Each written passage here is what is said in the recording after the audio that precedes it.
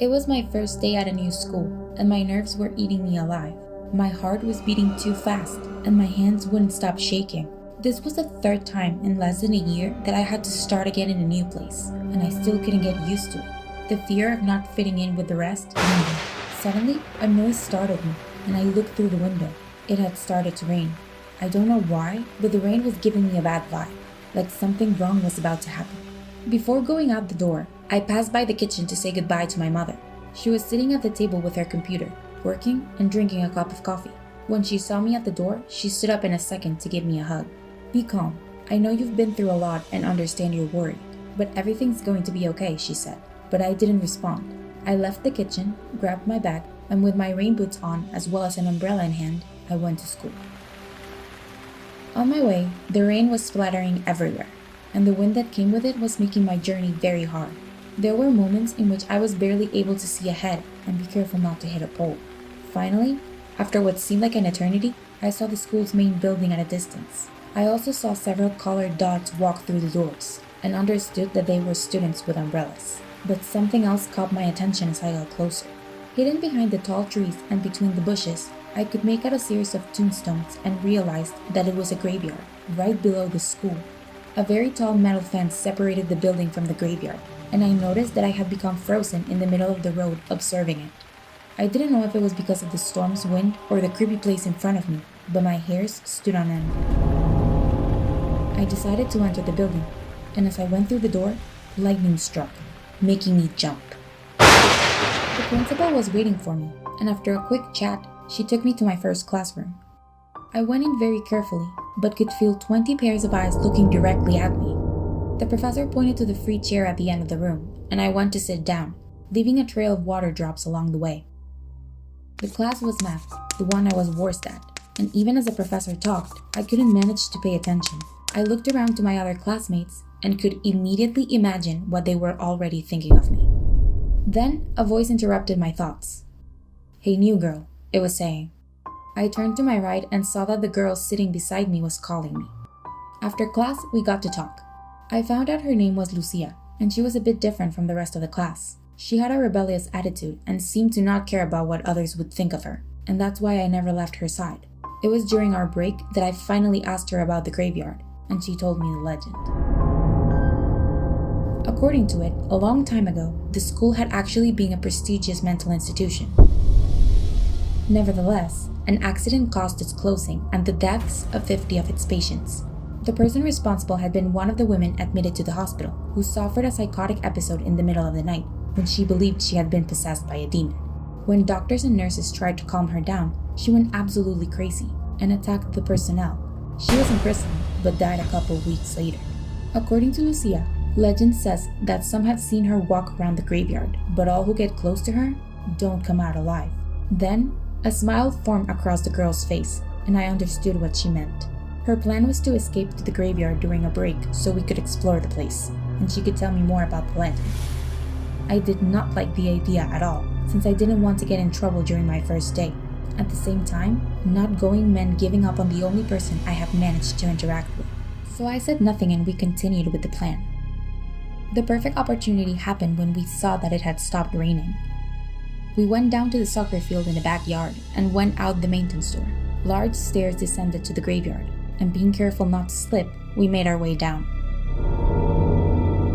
As we got closer, it got colder, and I tightened my jacket in an attempt to be warm. Finally, we got to the metal fence surrounding the graveyard. Lucia looked at me with a smile and went in. The graveyard seemed terrifying to me.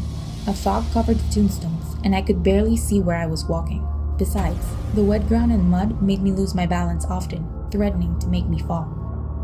Every once in a while, we saw a rat or some insect walk by our feet, making us scream.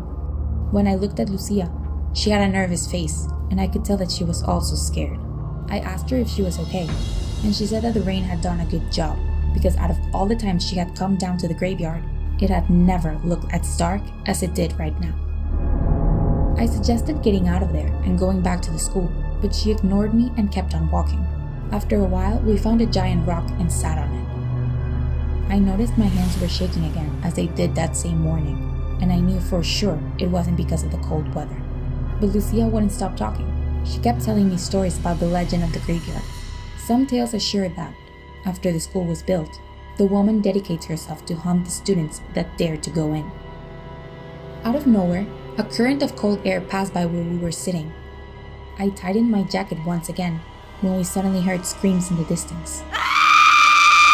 I looked at the fog surrounding the graveyard, but I couldn't see anything, or anyone. The screams continued, and my heart raced again. Lucia was looking everywhere, but like me, she couldn't see anything. Each time, the screams got louder and more intense, but it wasn't until we heard someone scream, "Help!" that we stood up from the rock. In that moment, the screaming stopped, and we began to hear footsteps around us. "If this is some kind of joke, you can stop now, please," I immediately told Lucia, thinking this was just some kind of a really bad prank. But when I looked at her, her face said it all. This wasn't a joke, and she was just as surprised as I was. The footsteps continued, and then a sinister voice joined in, calling us. "What are you doing over there? Come play with me," said a voice that appeared to be a woman's. I noticed the sky was getting darker and thought we had to get out of there fast. I took Lucia's hand and started running towards the exit without knowing where to go or where I was. In an instant, she squeezed my hand and took me in the right direction while I was trying to follow her stride. The screams came back, and I could feel the adrenaline surging through my body, forcing my legs to move. Finally, I saw the fence and the arch from where we entered, but then she appeared, a few feet from where we stood. For a moment, I thought it was just a shadow, but gradually I took notice of her details and features. It was a woman from the legend. Her body was a color between gray and green. Her eyes were completely black, and her hair, long and disheveled, covered part of her face. Her nails were very long, some broken at the tips. But what concerned me the most was the traces of blood left in her clothes, her arms, and her face. Her gaze was on us, her black eyes staring directly at us. Suddenly, the woman turned her head to the side, and an evil smile plastered on her face. Her arms and legs got twisted, making a disgusting sound, as if her bones were breaking. Then, her mouth opened, and from it, the screams that we had heard before came out. Those terrifying shrieks left us frozen in our places, unable to move. We had no choice but to flee and escape the graveyard. With just one look, we understood what we had to do, and we started running again. We had to go around the woman in order to make it to the entrance arch. The woman let out another chilling scream, and when I turned around, I saw her running to us at a very high speed. I kept on running when I saw Lucia tripping and falling over a rock down to the ground. The woman ran to her with raised arms and desperate screams. I went over to help Lucia when lightning struck one of the trees in the graveyard. The light blinded me completely, and when I fell to the ground, everything went black. A couple of water drops fell on my face, waking me up. It was raining again. I opened my eyes and found myself under the darkness of the night, alone at the graveyard. Memories of what had happened hours before flashed before my eyes, and I remembered about Lucia. I stood up in a second and looked around me. No one else was at the graveyard. I was completely alone. Unlike that same morning, the rain was much softer, and the cold had disappeared. I went over to where I had last seen Lucia, lying on the ground. But she was no longer there. In her place, a red stain of what looked like blood was left. A couple of steps forward, I found her coat, torn at the back and with the same stains that were on the floor. I looked around the graveyard again, but I didn't see anyone else, and realized the fog was also gone. I took Lucia's coat and exited through the main entrance. I had to get back to the school and try to find out what had happened, and where she was. But as soon as I walked up the stairs, I couldn't believe what I saw. The school's main building, the one from which we had gone out to go down to the graveyard, didn't look the same as before. The walls were full of holes, and all around on the floor there was nothing but rubble and debris. The building was in ruins, as if something had exploded inside. In that moment, I remembered the lightning from before, and got close to the building to see if anyone was inside. But the interior was empty. There wasn't a trace of any material or person inside. Everything seemed so strange and confusing, I started to feel a sharp pain in my head.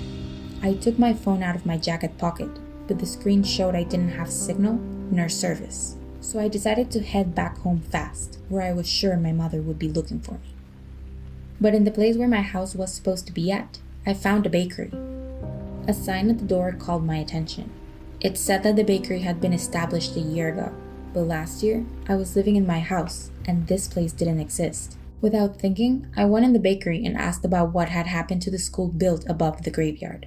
The saleswoman looked at me in surprise, told me that there has never been a school there and that those were the ruins of an old psychiatric hospital with a very dark history. Tell us in the comments below what other scary stories you know. And if you don't want to miss any other, then don't forget to give this video a thumbs up and subscribe. Until the next video,